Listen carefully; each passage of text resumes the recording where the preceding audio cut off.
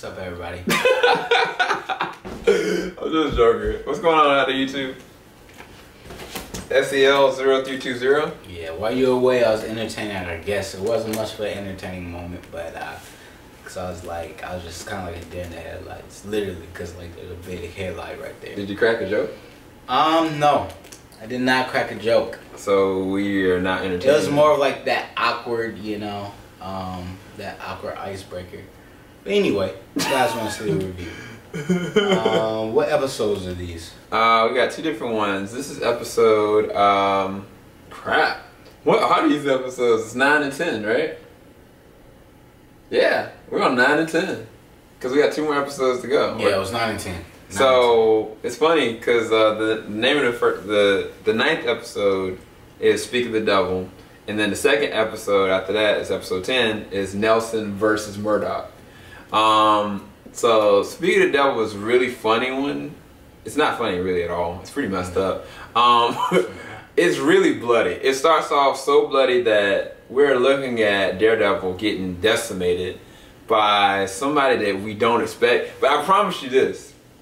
The shock factor when I was looking at the fight and then all of a sudden I was like, what? Is that who that really is? Like, you're gonna be taken back. If y'all have been looking at it just like kind of us and you're right up to this episode, yeah, you're gonna feel that shock factor when you realize who Daredevil was really fighting. He's giving them the business. Like, he's getting cut up, maimed, and everything. But it's pretty epic though. What's some of the stuff that happened in this episode? Because I gotta recall, there's a lot. Because Matt went to the church, right?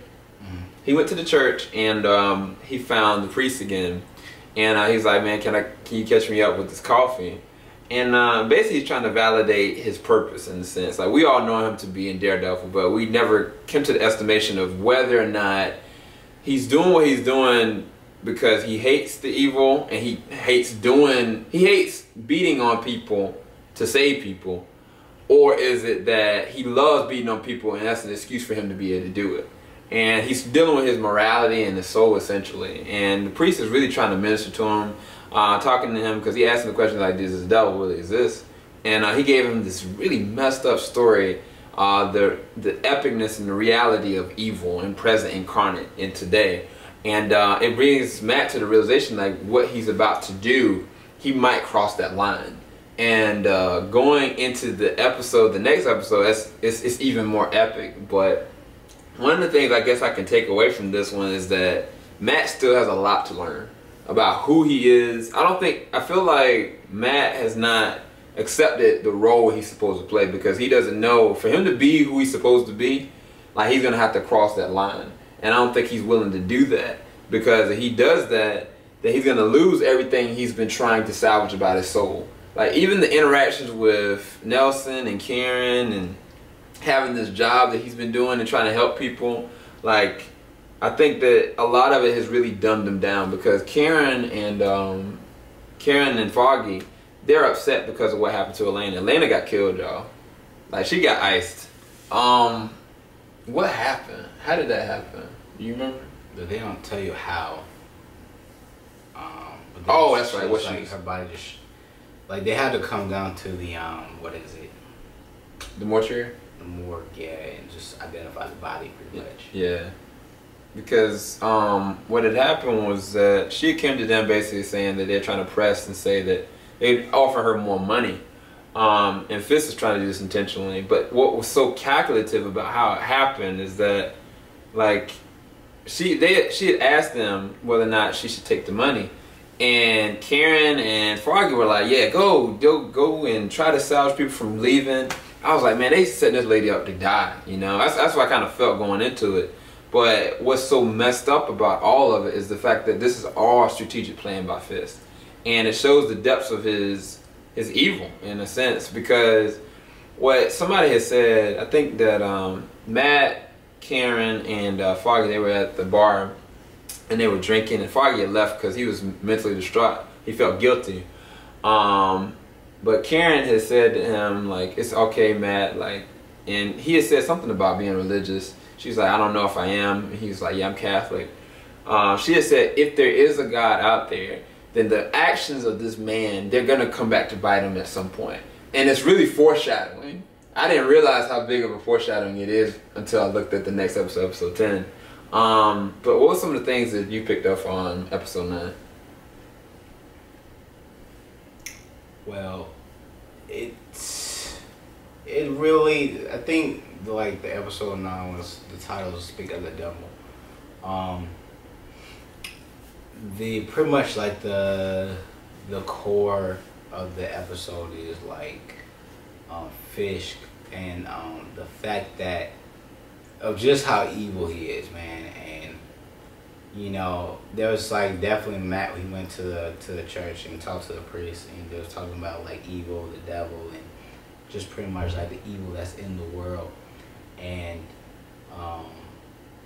it's really like all that's put on Fisk in this entire episode. Like you see the depths of the diabolical nature that Fisk has, and you know what I'm saying.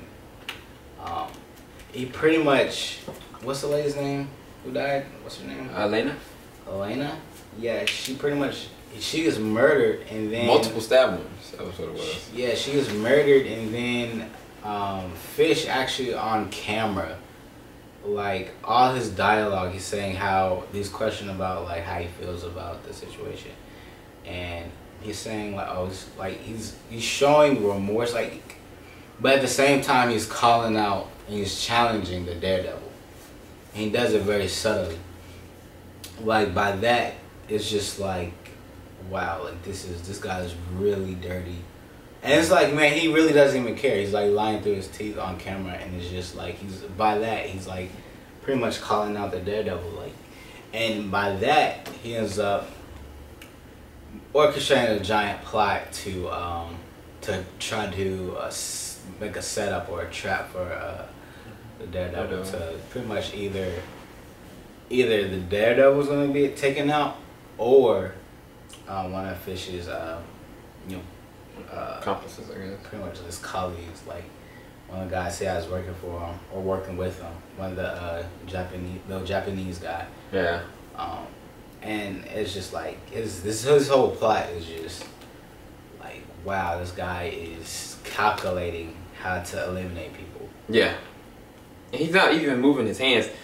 He's not touching a thing. But I think that in this episode, what was so crazy to me was that the fight was so serious. Like, it was a really serious fight and everything. Like, Daredevil was just getting the business handed to him. And then it ends pretty tragically, but that's not even the end of it. Like, Fisk shows up at the end. Like, challenging him, essentially. He's like, look, I set up the drug person to bring you here to get you to kill this person or die. And then he's like, take your best shot. And Daredevil tries to give him the business, you know. He gets whooped bad. Like, he gets tore bad. I mean, he was already hurt, but he got whooped up even worse. And I think he only got like one bloody nose. He wiped himself off.